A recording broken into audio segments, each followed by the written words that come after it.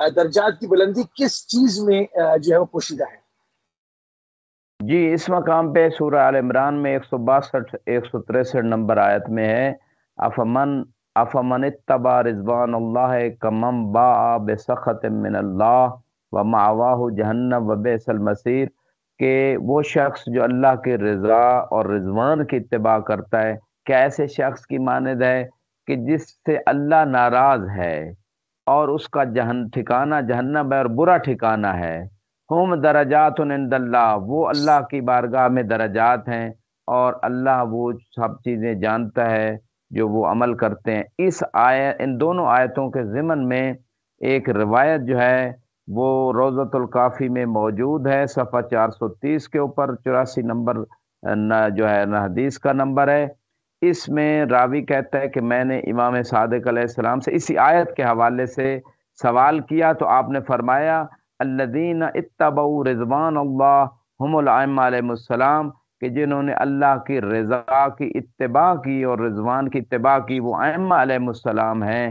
اور اس کے بعد فرمایا وبولایتہم ومعرفتہم ایانا تضاعف اعمالہم، اور جن اے عمار سے آپ کو ارشاد فرما رہے ہیں عمار صحاباتی سے کہ یہ جو مومنین کے درجات کی بلندی ہے، مومنوں کے جو درجات بلند ہوتے ہیں اس کا راز کیا ہے؟ ہماری ولایت اور ہماری معرفت کے صدقے میں ان کے اعمال کی ویلیو اور قدر اور درجات بڑھ جاتے ہیں۔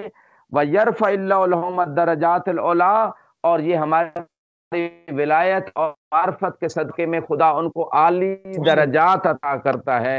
یہ روایت اس مقام پہ علیہ السلام نے اس کو بیان کیا ہے، اور اسی روایت کے آگے تتمے میں یہ عالم دین لکھتے ہیں کہ یہ جو اعلیٰ درجات ہیں یہ ائمہ اور ان کی معرفت اور ان کی ولایت کا اقرار رکھنے والوں کے لیے ہے۔